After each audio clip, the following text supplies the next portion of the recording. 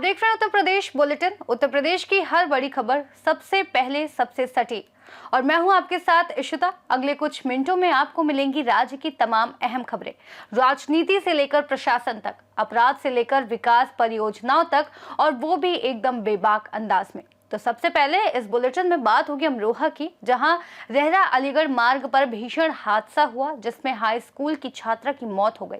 साथ ही बात होगी गाजियाबाद की, जहां लोनी थाना ट्रॉनिका सिटी क्षेत्र में हुए ब्लाइंड मर्डर मामले का पुलिस ने खुलासा किया है। वहीं ये भी बताएंगे कि कैसे रायबरेली में मर चुकी मानव संवेदनाओं का नमूना सामने आया है। ऐसी ही तमाम खबरों पे करेंगे विस्तार से बात। अमरोहा के रेहरा अलीगढ़ मार्ग पर सिंगोला मोड़ के पास तेज रफ्तार अज्ञात वाहन ने बाइक को टक्कर मार दी, जिसमें 18 वर्षीय हाई स्कूल छात्रा नीरू उर्फ गरुवाती की मौके पर ही मौत हो गई। वह अपने पिता ओमकार के साथ गवा से कान की दवाई लेकर लौट रही थी। हादसे में पिता गंभीर रूप से घायल हो गए और अस्पताल में भर्ती हैं। टक्कर के बाद वाहन चालक फरार हो गया। खेलिया खालसा गांव में मातम पसरा है, जबकि पुलिस अज्ञात वाहन और चालक की तलाश में जुटी है। अमरोहा से सी न्यूज संवाददाता गौरव श्रीमाली की रिपोर्ट।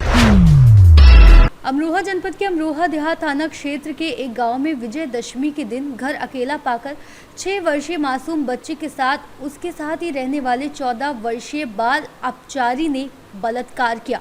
3 अक्टूबर को पीड़ित बच्ची के द्वारा घटनाक्रम बताए जाने पर परिजनों की तहरीर पर अमरोहा देहात थाना पुलिस ने आरोपी बाल अपचारी के खिलाफ मुकदमा दर्ज कर वैधानिक कार्रवाई शुरू कर दी है।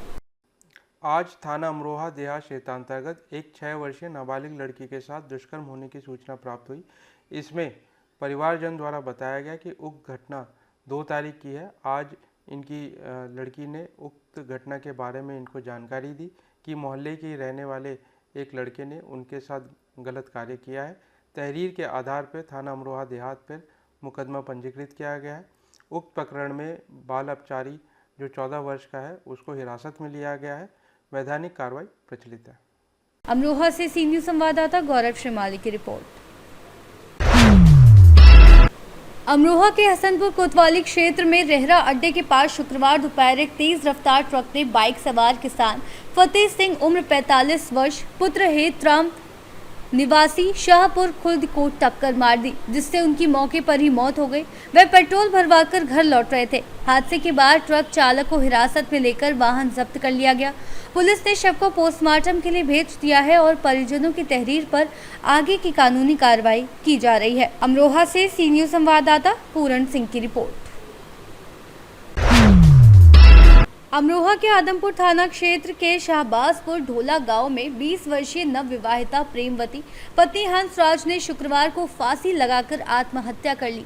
प्रेमवती की शादी इसी वर्ष 16 अप्रैल को शाहबाजगंज ढोलापुर निवासी हंसराज के साथ हुई थी, यानी विवाह को अभी केवल 5 महीने ही हुए थे।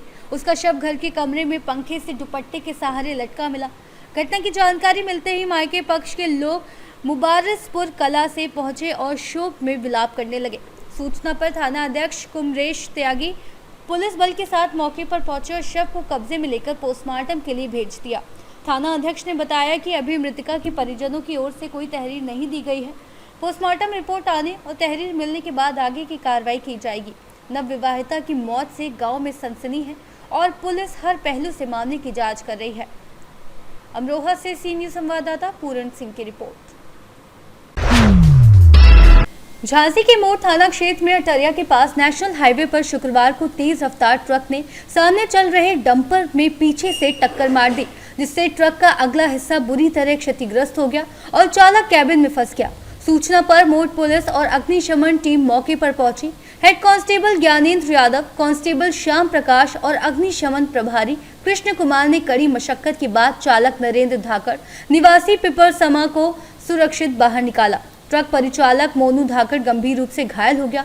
दोनों को सीएचसी मोड़ ले जाया गया है, जहां हालत नाजुक होने पर झांसी मेडिकल कॉलेज रेफर किया गया। वरिष्ठ उप निरीक्षक अवधेश कुमार ने हाईवे पर डायवर्जन बनवाकर यातायात सुचारू करवाया, जबकि एसडीएम अवनीश तिवारी ने अस्पताल पहुंचकर घायलों की स्थिति का जायजा लिया। Bureau report Jhansi. गाजियाबाद के लोनी थाना ट्रॉनिका सिटी क्षेत्र में हुए ब्लाइंड मर्डर का पुलिस ने 48 घंटों में खुलासा कर आरोपी को गिरफ्तार कर लिया। आरोपी ने कबाड़ व्यापारी की आंख खुल जाने पर चोरी के दौरान लोहे की रॉड से सिर पर वार कर हत्या कर दी और मौके से फरार हो गया था। जांच में पता चला कि आरोपी नशे का आदी था और नशे की लत पूरी करने के लिए टैक्सी चालक का काम छोड़कर चोरी करने लगा था। मामले की जानकारी सहायक पुलिस आयुक्त सिद्धार्थ गौतम ने दी। हत्या का आरोपी पकड़ा है, क्या है मामला? देखिए, दिनांक 1/10/25 को थाना टोनिका सिटी पर एक व्यक्ति अब्दुल रहमान उम्र करीब 58 वर्ष, जो कि कबाड़ का गोदाम था उनकी हत्या हो जाने के संबंध में एक सूचना प्राप्त हुई थी। इसके उपरांत थाना टोनिका सिटी पर अभियोग पंजीकृत किया गया था एवं इस घटना के अनावरण हेतु टीमों का गठन किया गया था। इसी क्रम में आज दिनांक 3/10/25 को अभियुक्त इस घटना का इस ब्लाइंड मर्डर का सफल अनावरण करते हुए इसमें शामिल अभियुक्त सुमित कुमार उर्फ हनी निवासी इलायचीपुर को पुलिस हिरासत में लिया गया है। इसे पूछताछ करने पर इसने बताया कि यह अक्सर उस गली से गुजरता था और इसने एक बार इसकी नज़र वहाँ पर गोदाम जो अब्दुल रहमान का था उस गोदाम में पड़े हुए तांबे और पीतल के सामान पर पड़ गई थी।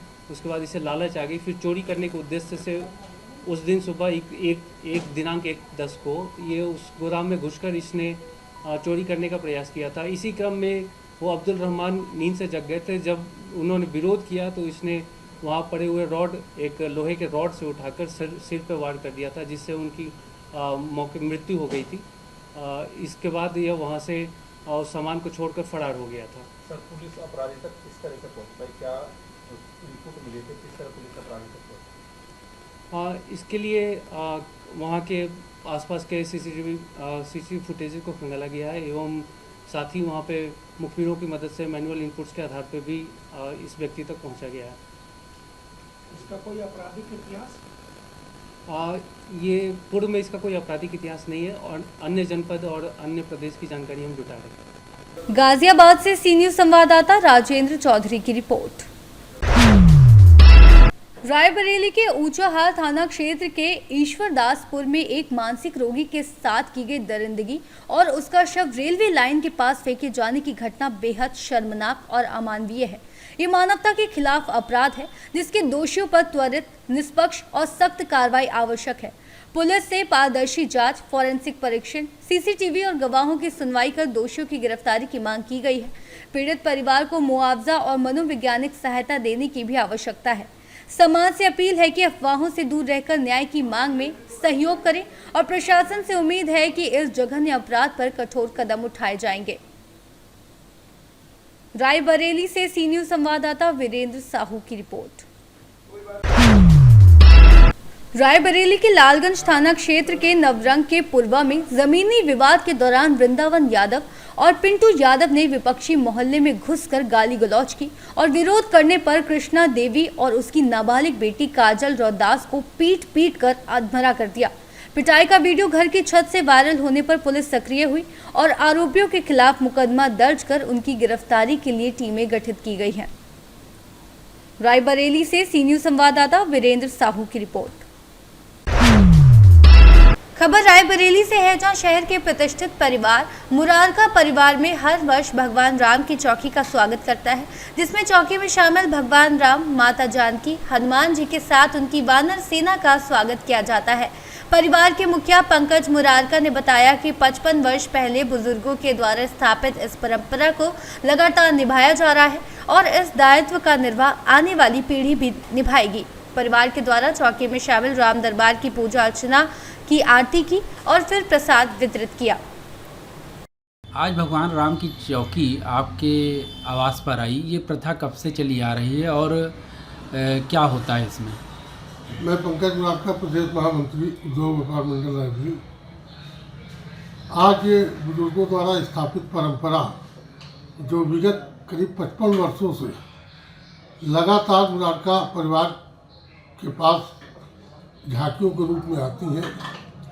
सबसे पहले तो मैं नौ दुर्गा पूजा और दशहरे के उपलक्ष्य में निकलने वाली झांकियों के प्रति ये कहना चाहूँगा कि ये प्राचीन परंपरा का निर्वहन है, संतानी धर्म का निर्वहन है कि बुजुर्गों द्वारा स्थापित इस परंपरा को मुरारका परिवार विगत 55 वर्षों से लगातार निभाता आ रहा है और ये हम लोगों के लिए बड़ा गौरव का विषय है कि रामलीला की जो झांकियाँ निकलती हैं भारत मिलाप के दिन, उसमें चाहे सुजुपुर रामलीला हो चाहे और दो रामलीला हो, इस तरह की रामलीलाओं का जब हमारे निवास पर आगमन होता है, पूरे परिवार, पूरे मुरारका परिवार व यहाँ के सम्मानित लोगों के साथ हम लोग उनका पूजा अर्चन करते हैं और प्रभु राम से हम लोग यही चाहते हैं कि आपकी कृपा हमारे परिवार के साथ साथ इस जनपद के साथ साथ पूरे प्रदेश में और देश में बनी रहे।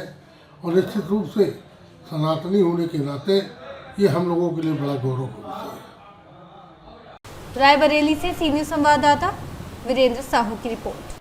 बुलेटिन में फिलहाल के लिए इतना ही। देश और दुनिया की तमाम बड़ी जानकारियों के लिए देखते रहिए सी न्यूज़ भारत।